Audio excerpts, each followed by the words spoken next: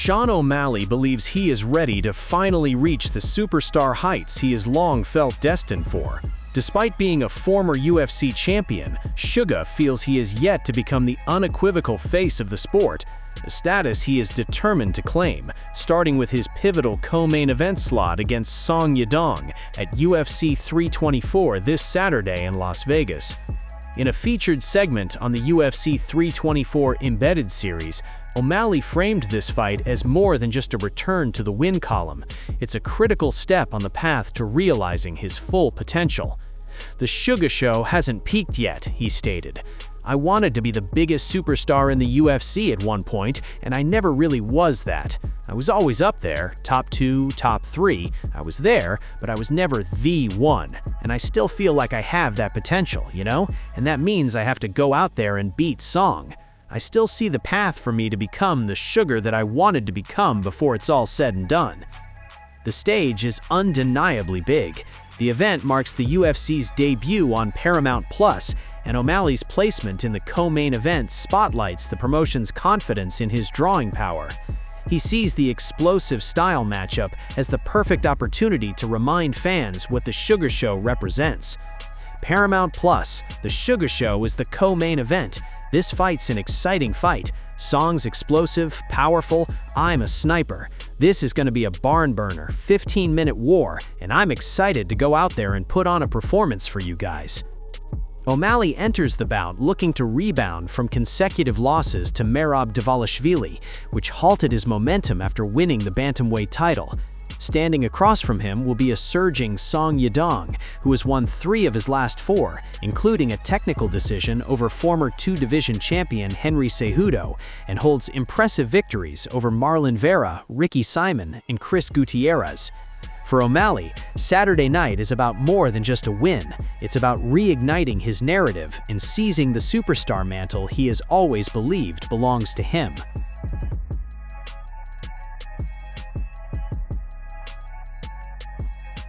Israel Adesanya is far from sold on the UFC's historic plans to host a fight card at the White House this summer.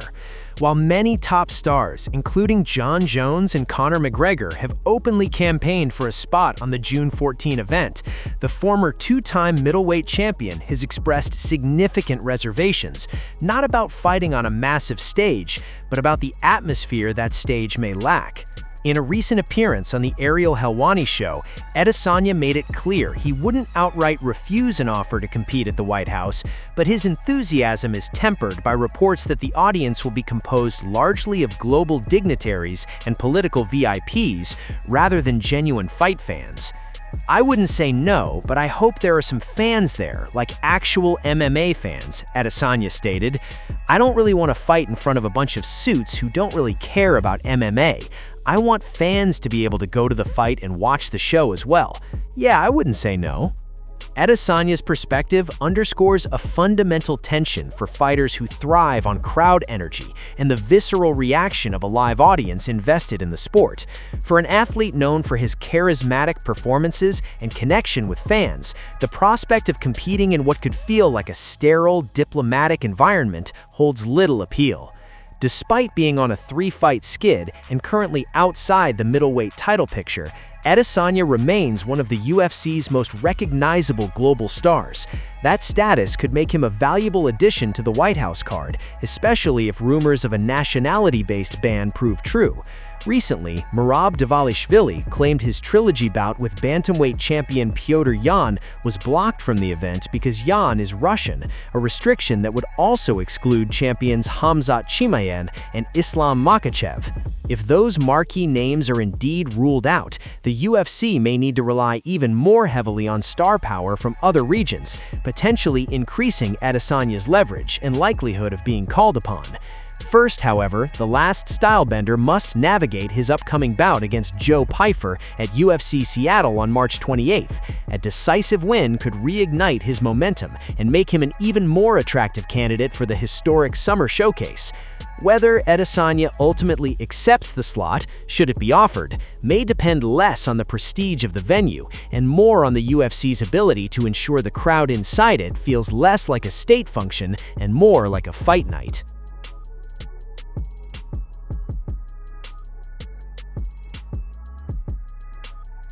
Namayunas is driven by a quest for a higher level of greatness, and she has a perfect analogy for it.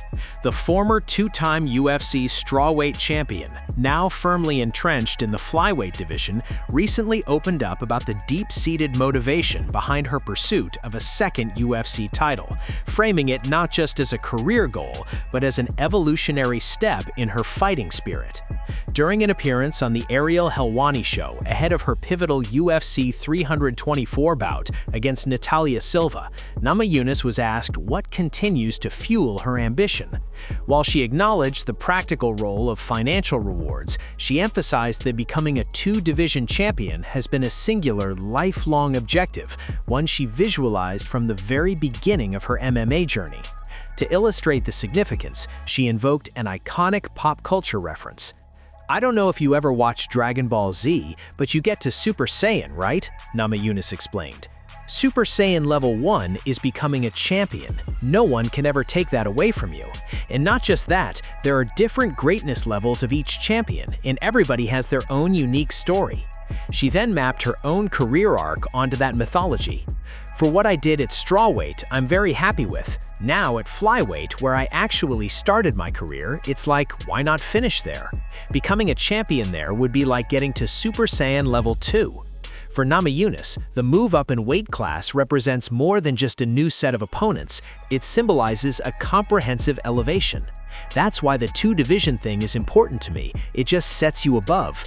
Everything's just bigger at the next weight class. You've got to do everything better and bigger and stronger." This quest for Level 2 follows a determined climb at 125 pounds. After a debut loss to Manon Fiorot in 2023, Namayunas rebounded with wins over Amanda Ribas and Tracy Cortez before a setback against Erin Blanchfield in late 2024. She righted the ship with a decisive victory over Miranda Maverick last June. Now, with a second title shot potentially on the line, she faces the dangerous Natalia Silva, a replacement for the injured Alexa Grasso, in what she views as the next essential battle on her path to a transcendent achievement. For Thug Rose, capturing the flyweight crown would mean more than just adding another belt to her collection. It would represent the full realization of a destiny she set for herself long ago, marking her ascension to that rarefied, almost mythical tier of combat sports legend, her own version of a power-up that only a few ever achieve.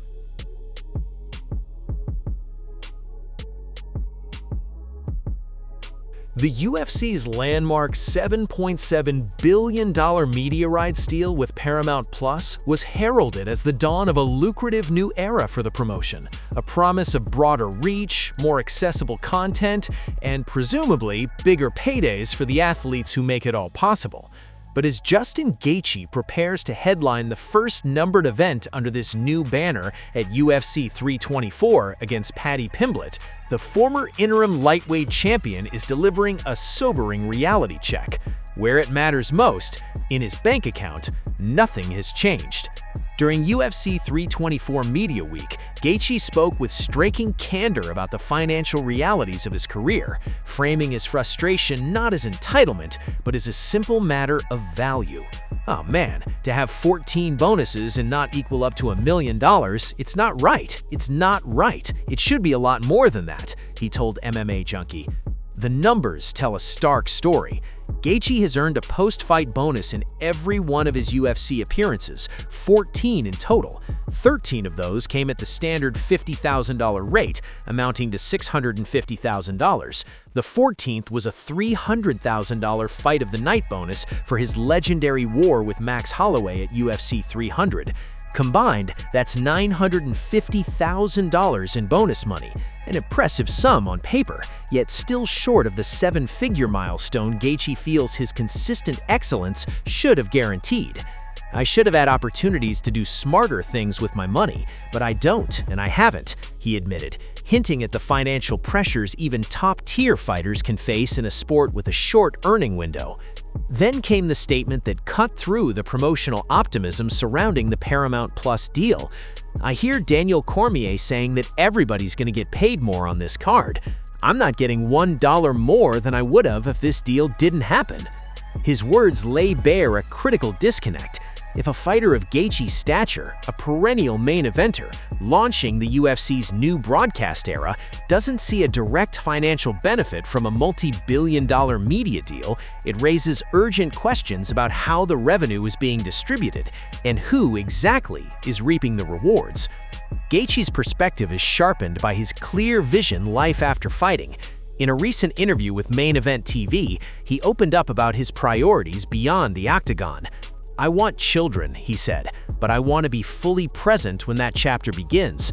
Reflecting on the unconditional support of his own parents, he explained he doesn't want to start a family until he can offer that same level of dedication. It's a clarity that underscores why the pay issue resonates so deeply.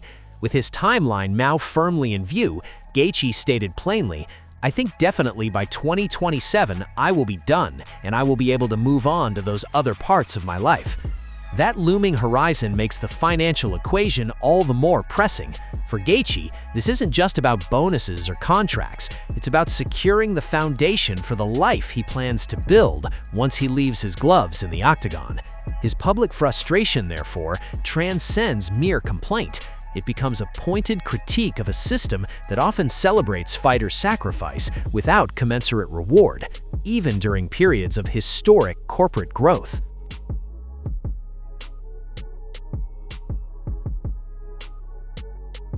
Arman Tsarukyan has never been one to hide his feelings, and as the UFC prepares for its first major event of 2026, the top-ranked lightweight contender is making his disdain for the main event unmistakably clear. From his perspective, the interim lightweight title fight between Justin Gaethje and Paddy Pimblett in UFC 324 is less a championship clash and more a spectacle that overlooks the division's true pecking order. For Tsarukyan, who has occupied the #1 contender spot for over a year, watching from the sidelines isn't just frustrating, it's an outright insult. In a candid conversation with former champion Demetrius Johnson, Tsarukyan pulled no punches in assessing the matchup. Paddy Pimblett versus Justin Gaethje. "I hope it's Gaethje because I don't like Paddy," he stated bluntly. Tsarukyan believes the bout lacks the stakes and credibility a title fight should carry, especially when compared to a potential showdown involving himself. "If it was me versus Paddy right now, it would be such a big fight. Gaethje's not that interesting. He barely beat Fiziev, and they give him a title fight. If Paddy wins, of course I want him. I'll smash him easy. For me, it's a joke that these guys are fighting for the belt when I'm the #1 contender." This sense of injustice is rooted in a tumultuous year for the Armenian-born fighter. Tsarukyan was on the cusp of a title shot in January of last year, scheduled to face then-champion Islam Makhachev. However, just 48 hours before fight night, he withdrew due to an alleged back injury. The timing and nature of the pullout drew intense scrutiny, with UFC CEO Dana White publicly expressing his displeasure and effectively sending Tsarukyan to the back of the line. White's message was clear: Tsarukyan would need to rebuild his credibility before getting another opportunity at gold. Tsarukyan took the mandate seriously. He returned to the octagon in November and delivered a statement performance, submitting veteran contender Dan Hooker in the second round. The victory was dominant and decisive, leading many, Tsarukyan included, to believe he had done enough to reclaim his position as the next man in line. Instead, the UFC opted to create an interim title, booking Gaethje against the surging but lower-ranked Pimblett, a move that appears to prioritize promotional appeal over rankings. Now, Tsarukyan faces the prospect of an extended wait. The winner of Gaethje Pimblett is expected to challenge the reigning undisputed champion Ilia Topuria later in the year. That timeline could leave Tsarukyan inactive for the majority of 2026, a punishing delay for a fighter in his competitive prime. For an athlete who has steadily climbed the ranks, with wins over the likes of Beneil Dariush, Charles Oliveira, and the aforementioned Hooker, the situation is a bitter pill to swallow. It underscores a recurring tension in modern MMA, the balance between sporting merit and commercial appeal. Tsarukyan's technical prowess and relentless grinding style have earned him respect among purists, but he lacks the boisterous persona of a Pimblett or the established name value of a Gaethje. His comments to Johnson reflect the simmering resentment of a contender who feels his meritocracy has been bypassed for a marketable narrative.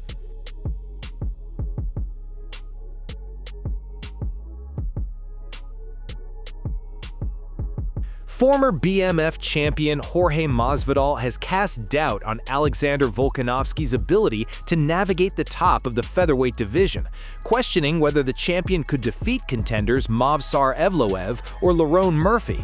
Volkanovski is set to run it back with Diego Lopez in the UFC 325 main event, a rematch that has drawn criticism from fans who feel Evloev or Murphy were more deserving of the title shot. On his Death Row MMA podcast, Masvidal became the latest to weigh in, offering a stark assessment of Volkanovski's prospects against the two rising threats. "I don't think Volk beats either of those two guys, to tell you the truth," Masvidal stated bluntly. He broke down the unique challenge each fighter presents, starting with the undefeated Evloev. "I think Movsar will be too much with the wrestling in a different way. I know he did amazing against Islam Makhachev with the wrestling, Volk, so that's saying a lot. But I think Movsar could find a way to get to his legs and make it a dogfight. He has a different pace than Islam. He's not as technical, I think, as Islam. He's not as savvy as Islam, but he's got more of a motor than Islam. He'll put up more attempts, and that could cost you." His analysis of Lerone Murphy was just as pointed. "I think Murphy versus Volk, I also see Volk getting got. I see Murphy right now getting him. Volk can't control this guy. I don't think he'll be able to take him down and hold him down. I'd be surprised if he was able to take him down, hold him down. I'd be thoroughly surprised. And on the feet, this guy's way bigger, longer, crazy style of striking, explosive and still very basic. He doesn't do dumb things and get himself hurt or put himself in harm's way. So I'd go with Murphy for the title against Volk too." Despite his doubts, Masvidal framed a potential victory for Volkanovski as a historic achievement. He concluded with a note of respect for the champion's legacy, saying, "If Volk can pull this gauntlet off, greatest fucking featherweight that ever lived, maybe fighter that ever lived as well. If he could beat those next two dudes right there, that's interdimensional shit, another level of greatness."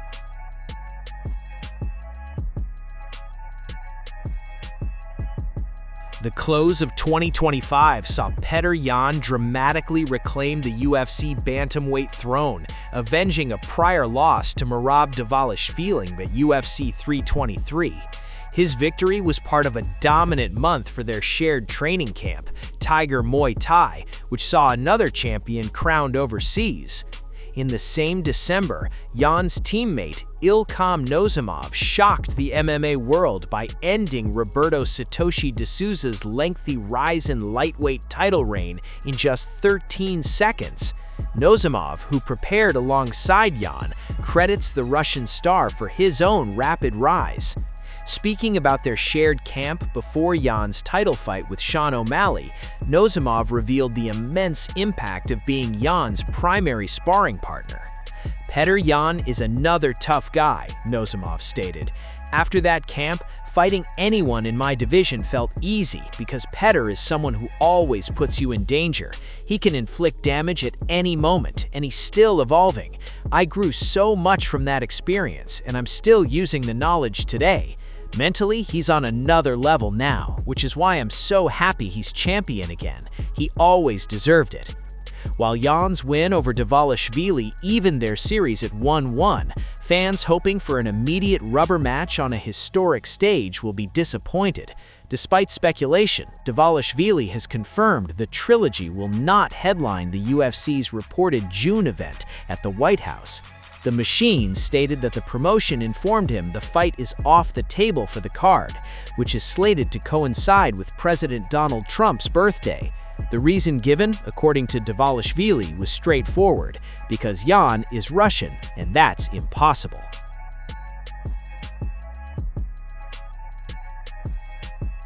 Former UFC strawweight champion Rose Namayunas has the chance to position herself for a massive yet emotionally complex fight if she secures a victory this weekend at UFC 324. She is set to face top flyweight contender Natalia Silva on the undercard in Las Vegas, looking to halt Silva's rapid rise and solidify her own standing at 125 pounds. A win would place Thug Rose firmly in the title conversation, potentially setting up a long-discussed but deeply personal super fight against the reigning flybait queen and close friend, Valentina Shevchenko. Namayunas, who has had mixed results since moving up to flyweight, reinvigorated her campaign with a win over Miranda Maverick at UFC Atlanta. Another victory could be her ticket to a shot at a second UFC world title, a path that would force a difficult confrontation both in and out of the octagon. Shevchenko, who successfully defended her title against Zhang Weili at UFC 322, stands as the final obstacle and a long-time inspiration to Namayunas. In a recent appearance on the Ariel Helwani show, Namayunas openly wrestled with the prospect of facing her friend and idol. A dream come true, she called it, before acknowledging the internal conflict. I'd like to have a conversation about it and talk with her first. She's somebody that inspired me and I've looked up to. It would definitely be conflicting emotions, but at the same time, I'm down to do it. Namayunas went on to express her fandom and respect, making clear the unique tension such a fight would bring. We'll cross that bridge when we get to it, but honestly, just as a fan of hers, she's literally my favorite female fighter, she admitted. So it would be so weird because obviously I'd never want to see her lose, but then I would have to go into a fight and try to beat her. First, however, Namayunas must navigate the dangerous challenge of Natalia Silva at UFC 324. Should she emerge victorious, the MMA world may finally get to see a legacy-defining clash between two of the sport's most respected champions, a fight built on admiration, history, and the unavoidable reality of competition.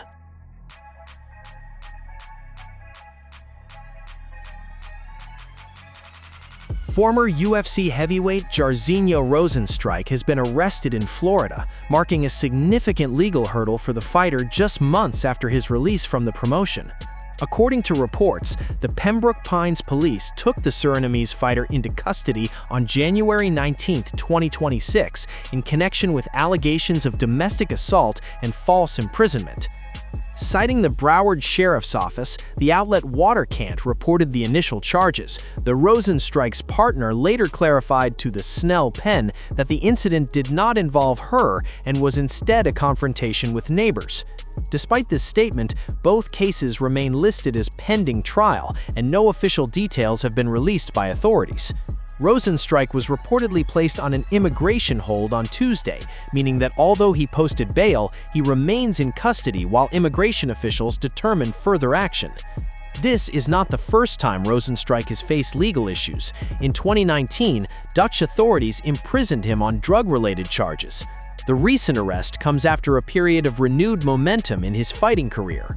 Released by the UFC following a loss to Sergey Pavlovich in 2025, Rosenstruik had rebounded with 2 consecutive wins in John Jones and Mike Perry's Dirty Boxing promotion, most recently stopping Rakeem Cleveland in the first round last June. After his UFC exit, Rosenstruik reflected gratefully on his time in the promotion. At the end of 2018, I signed my first contract with the UFC, embarking on an incredible journey, he wrote on Instagram. I've been honored to compete on the biggest stage. While this chapter closes, my story is far from over. I will continue to fight, take on new challenges, and settle unfinished business in the cage. Now, with an unresolved legal situation ahead, any plans for a fighting comeback appear to be on hold, as Rosenstruik and his team await further developments in his case.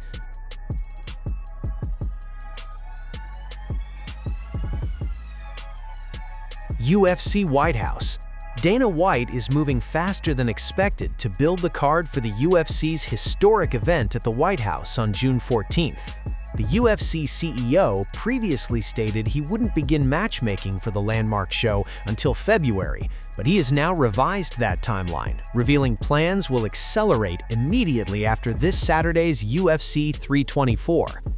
This Saturday, when this fight ends, White declared, outlining the new schedule, usually every Tuesday we have matchmaking. We will be matchmaking on Monday, Tuesday, and Wednesday. We'll be matchmaking the White House card as soon as that fight is done. I said I wouldn't touch this card until February. Now I think we'll have it dialed in by the second week of February. The announcement comes amid intense fan speculation about potential headliners, with names like Conor McGregor, Jon Jones, and Ilia Topuria frequently mentioned. However, White recently poured cold water on one rumored matchup, dismissing talk of a bout between Conor McGregor and Jorge Masvidal. "I didn't hear that," White responded when the potential fight was suggested. Then he distanced himself from the online rumor mill, stating, "You know what's funny? In my algorithm on Instagram, I have nothing MMA. Literally nothing MMA pops up." When pressed on whether McGregor-Masvidal would be considered goofy shit, he doubled down. "That's goofy shit, yeah," White confirmed. "I don't listen to any of that shit in the MMA world. Literally almost everything you see on the internet about our sport is all wrong."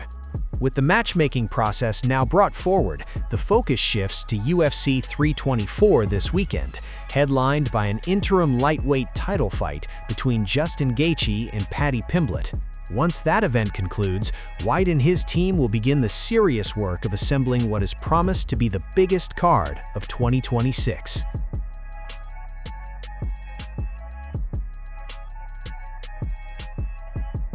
Don Davis, the founder and longtime chairman of the Professional Fighters League, announced his resignation from the role on January 21, 2026, a dramatic turning point for the organization he built from scratch 8 years ago. He revealed the decision in a statement posted to social media, reflecting on a journey that began with founding the PFL in 2017 and ended with what he called the clear #2 MMA company worldwide.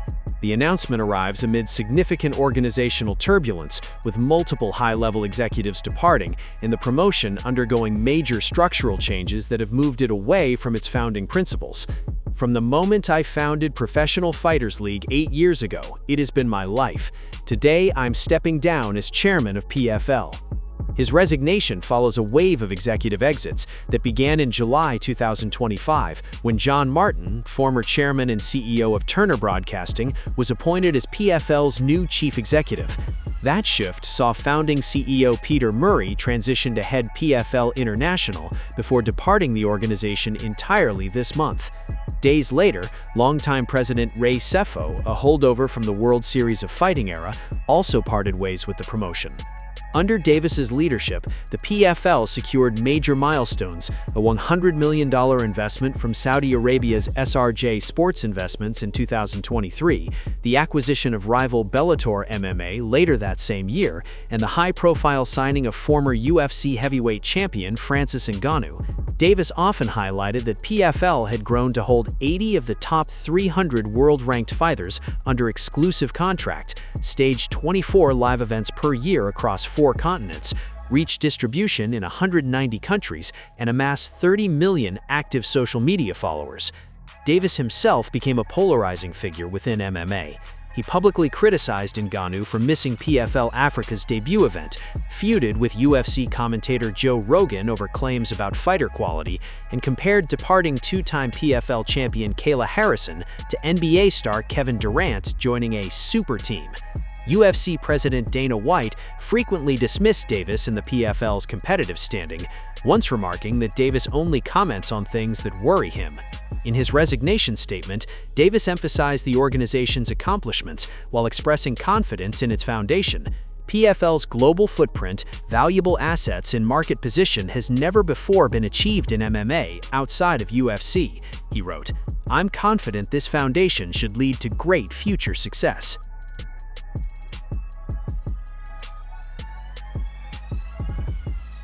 Conor McGregor is speaking out in praise of the UFC's operation, just as rumors continue to swirl around his potential return to the octagon.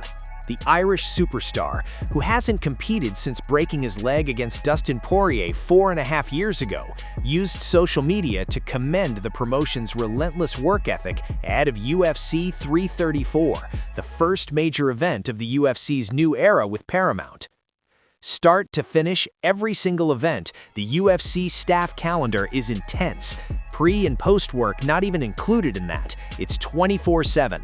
Thank you to the @UFC team. What a machine. It's not spoke about enough. His comments come at a moment when speculation is mounting over whether he'll feature on the historic UFC White House card this summer. Though UFC CEO Dana White recently dismissed rumors of a bout against Jorge Masvidal for that event, McGregor's public engagement and clear enthusiasm for the sport have kept hopes alive for fans longing to see him fight again. Fight Week 1 in full swing over on @Paramount Plus. I'd say everyone is buzzing for it. I sure am. Can't wait to see it. Good luck to all. While his fighting future remains officially unconfirmed, McGregor's words reflect a fighter still very much plugged into the heartbeat of the promotion and perhaps hinting at a desire to soon rejoin its relentless machine.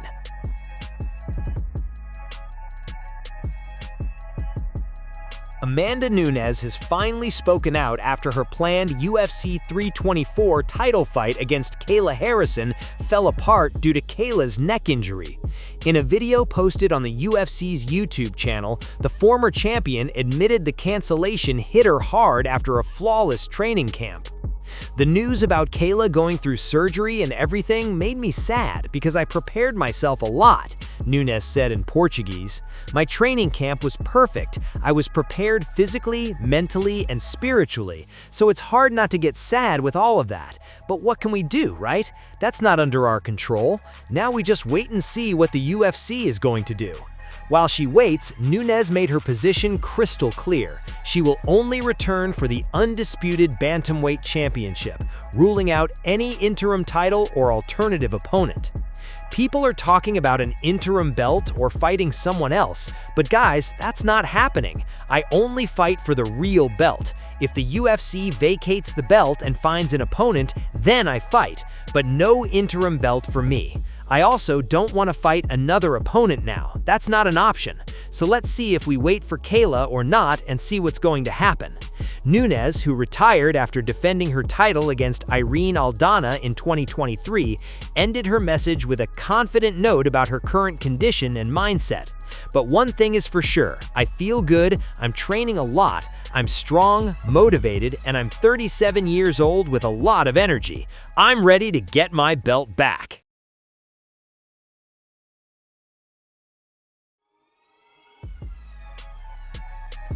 Former UFC middleweight champion Dricus du Plessis has opened up about the mental and tactical lull he experienced during his title loss to Chimaev. At UFC 319, Chimaev put on a grappling-heavy masterclass to dethrone du Plessis by unanimous decision, controlling the fight with relentless pressure and neutralizing the champion's usual aggressive style. In a recent interview with Fight Forecast, du Plessis reflected on the frustrating nature of the bout, admitting it was as tedious for him inside the cage as it appeared to fans watching. He made sure he stayed out of danger, and he fought that fight, and he almost neutralized me in making it a fight, du Plessis said of Chimaev's approach. Because if we made it a fight, it would have been a different story. But he knew that, so he was smart in that. Du Plessis didn't shy away from acknowledging his own disengagement during the match, a rare admission from the typically fiery competitor. It wasn't a very fun fight to watch for anyone.